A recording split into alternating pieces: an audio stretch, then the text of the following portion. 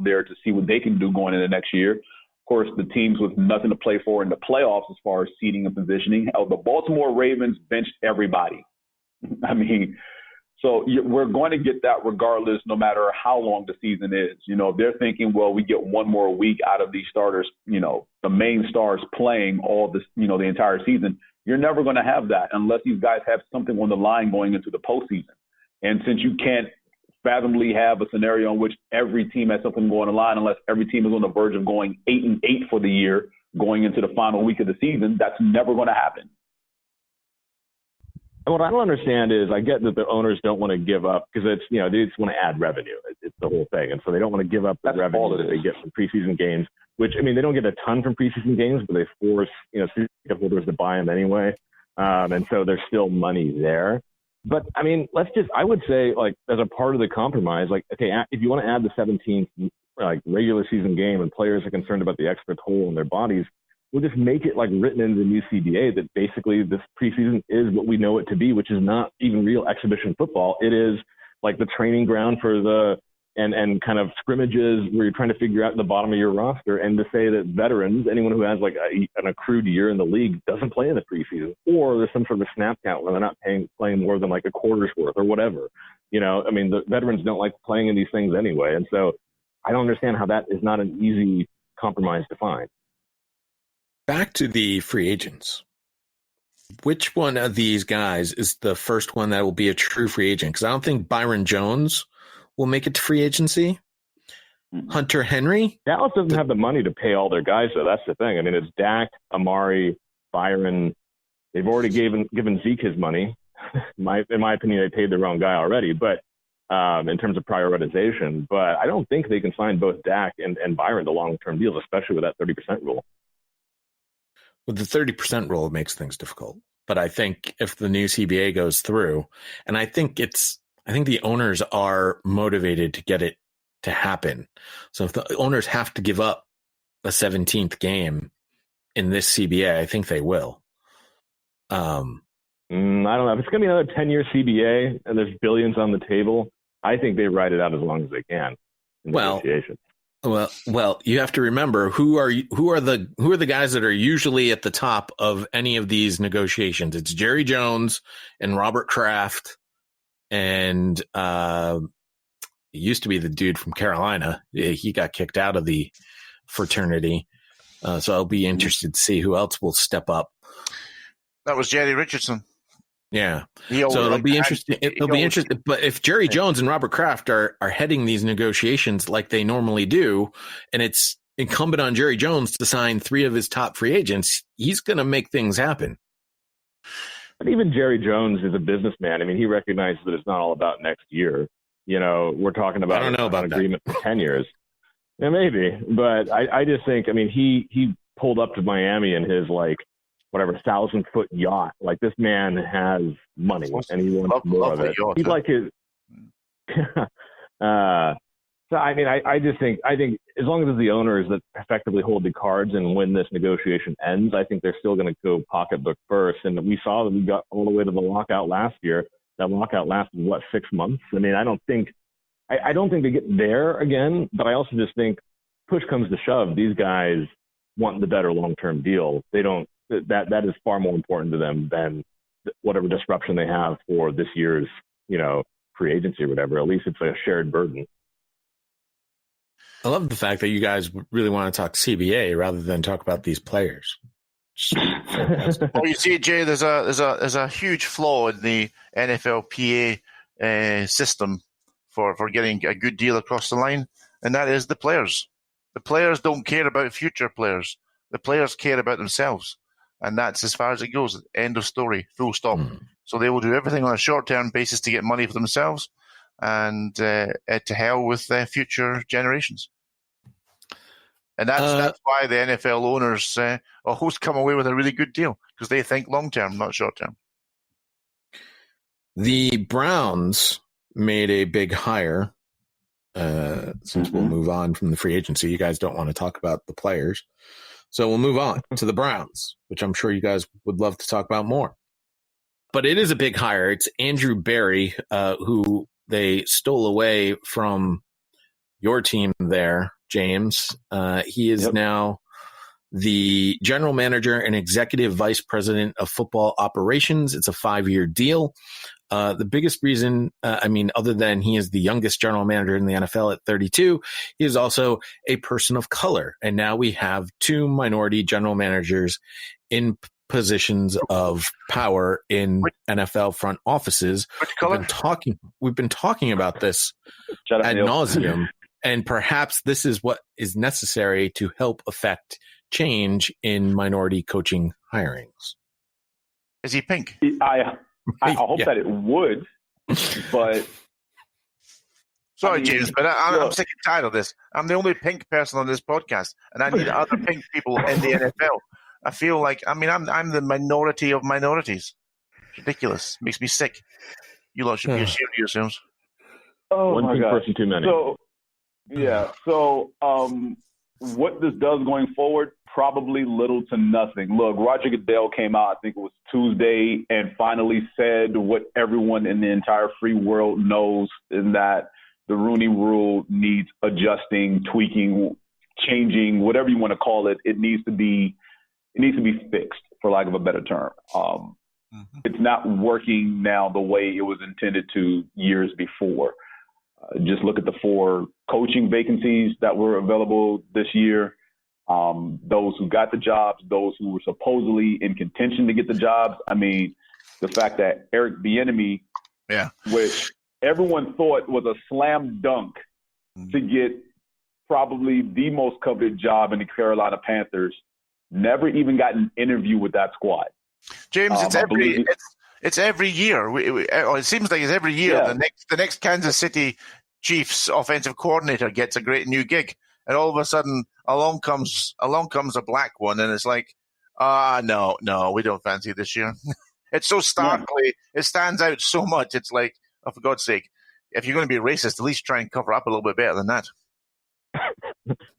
And one who, by the way, is not just an Andy Reid assistant all the way through his career, has actually been a head coach at the college level and is much more generally qualified than either Nagy or Peterson. But it's so overt. It's embarrassing.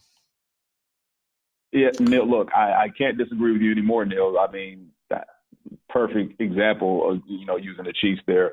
But I mean, just the ineptitude or the unwillingness to even consider a candidate of color.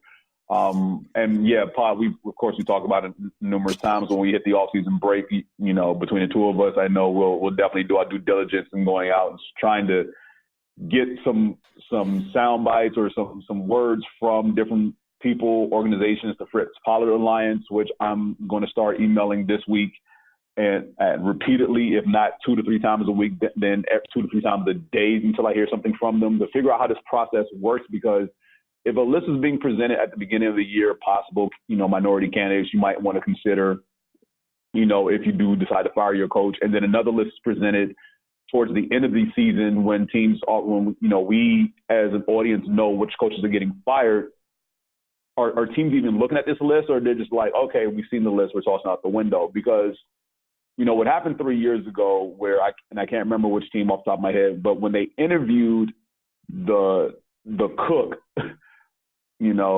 or the one of the strength guys as fulfilling their Rooney Rule candidate, interview, that was absurd.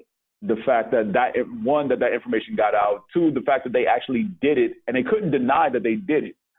The Dallas Cowboys bringing in Marvin Lewis was quite possibly the biggest farce of all during this coaching cycle. Like, no one was checking for Marvin Lewis to get hired in any way, shape, or form. He was not on anyone's board as far as top candidates. This is the guy we want to bring in to coach this team going forward.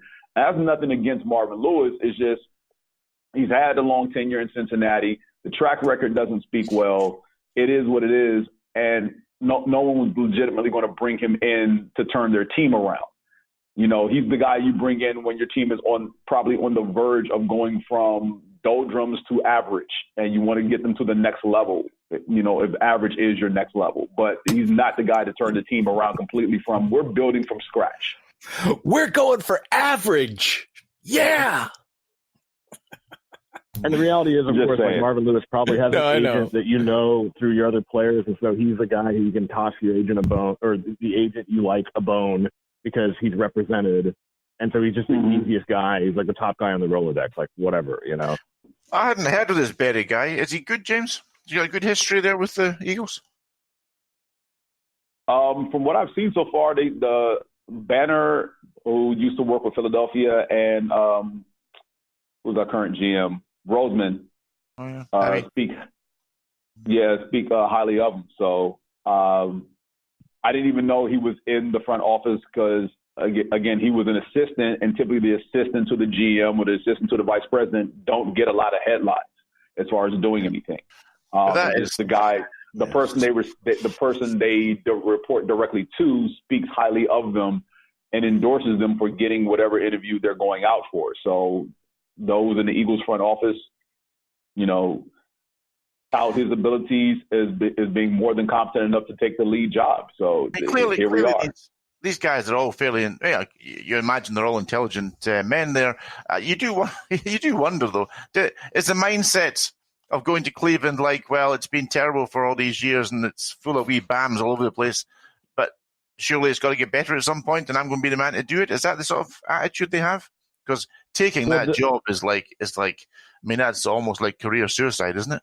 Well, Andrew Berry was the Browns' vice president of player personnel from 2016 to 2018 before he spent a season with Philadelphia. So he's already been there. Interesting. You mentioned you mentioned that they're very smart gentlemen. Well, Berry and their chief strategy officer, Paul DePodesta, are both from Harvard, and Kevin Stefanski graduated from Penn, all Ivy League colleges. The one interesting note, though, about the balance of power in this front office is all three of them will be reporting to the owners as equals. So neither of them have any superiority over the other, which is a bad structure. You're not wrong, Jay. That's terrible. Well, so, I mean, two things on that. For one thing, I think the other interesting wrinkle on that is based on his history with the Browns. Basically, he came in with Sashi Brown, and from the talk is he's a data guy. And I think it's kind of interesting that, like, the Browns have already gone through this cycle before where they brought in the data analytics folks and then weren't patient with it and just canned all those guys and then brought in a new thing, and they're already going back to it. So at least but Nick, those are baseball guys, not football guys. Yeah, but I mean, it was still Sashi Brown's crew, which, you know, but either way, like in terms of the whole, interestingly, so that's the way, in terms of everyone answers to the owner, that's the way that they structured the Chiefs after they kicked out Scott Pioli.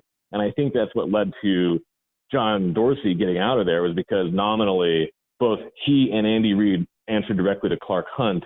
And at some point, Dorsey realized, like, wait a second, like, at the end of the day, like, we both answer, like, I'm not the boss of Andy, Andy's not the boss of me, we both answer to Clark. But if push comes to shove, Andy Reid's winning. You know, he has more influence in this building, and that's who they prefer.